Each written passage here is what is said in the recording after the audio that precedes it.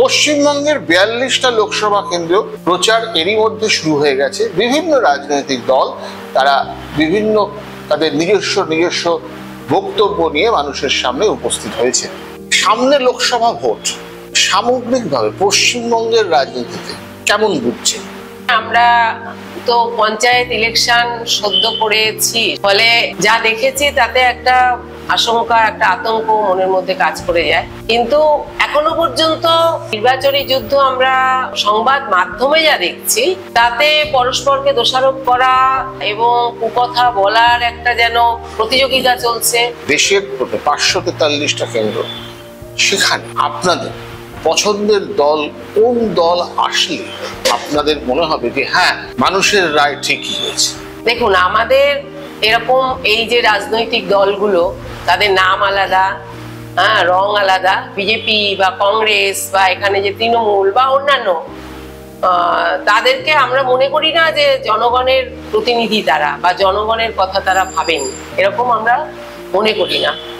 আমরা এটাও মনে করি না যে নির্বাচনের মধ্য দিয়ে মানুষের কোনো সমস্যার সমাধান হতে পারে, সেটাও আমরা মনে করি না।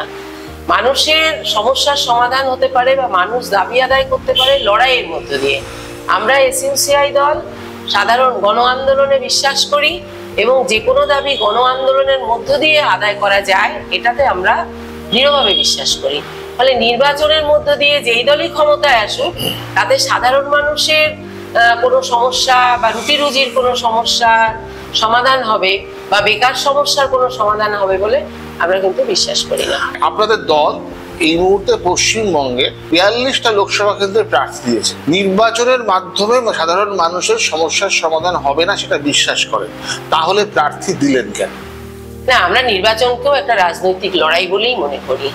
আমরা সেখানে কিন্তু সাধারণ মানুষের সমস্যাগুলোকে তুলে ধরে আইন যাতে তাদের পক্ষে পাশ করানো যায়, তাদের স্বার্থ রক্ষা করা যায়, সেটাই আমরা চেষ্টা করব। একটা সময় বিধানসভাতে আপনাদের 2টো আসন ছিল এবং এটা বেশ দীর্ঘদিন ধরে ছিল। 2টো আসন আর নেই কেন? সাধারণ মানুষের স্বার্থ নিয়ে আন্দোলন করতে আপনারা চান, তাহলে কি সাধারণ মানুষ আপনাদের থেকে মুখ ফিরিয়ে নিল?